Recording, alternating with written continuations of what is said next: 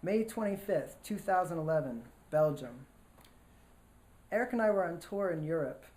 We booked the tour to have a built-in way to spend time together and write music for a record that we were going to make. I drove the whole time because our rental car was a stick shift and Eric doesn't know how to drive stick shift. So he sat shotgun and was a DJ for all the long drives. It was a delightful arrangement, actually. I liked driving, and I liked calling the car my Panda, because it was a Panda, and Eric was an incredible DJ. He had an iPod with a giant brain filled with all the best music ever. Avant-garde music, hip-hop music, punk rock music, pop music, music from a long time ago, music from all over the world. And he always knew exactly what to play to suit our mood or the beautiful scenery passing by the window. As it turns out, though, his most auspicious DJ move was a mistake. After listening to a song by Secret Chiefs 3, he hit shuffle by mistake, and 14 Years from the Guns N' Roses album Use Your Illusion 2 came on. Eric looked embarrassed, like he'd been caught doing something, and said sorry, and was about to change the song when I nervously remarked, "It's okay, you can leave it." The song played. It's one of the rare songs in the GNR catalog where Izzy sings lead vocals. Eric asked jokingly, "I always wondered what Izzy's singing about here." Without thinking, I responded, "I always thought he was singing about Axl. They were childhood friends, and this was near the end of the band. That's why he sang, 'It's been 14 years of sadness, and all your stupid girlfriends tell me that I'm to blame,' and all that stuff." Izzy was frustrated with Axl. What's interesting, though, is that Axl let that slide and still enthusiastically sang background vocals on all the choruses. Eric looked at me half in wonder and half in shock. "Whoa," he said, grinning ecstatically. "You've thought about this before."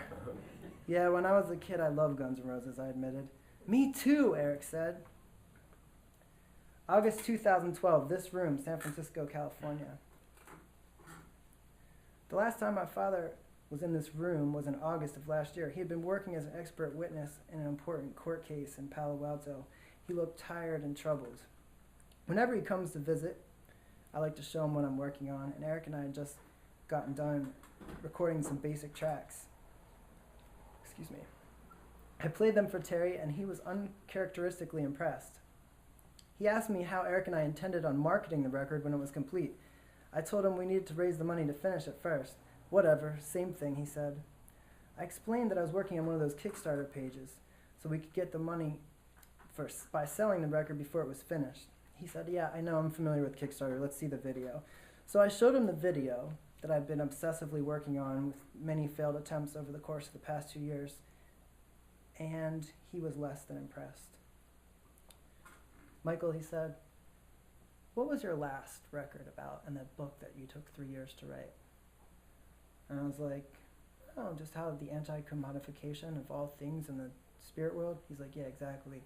Nobody cares about that shit. You need to try something new on this sales pitch campaign." I was like, "What are you talking about, man? I work hard. I make music every day. I want to sell that." He's like, "No.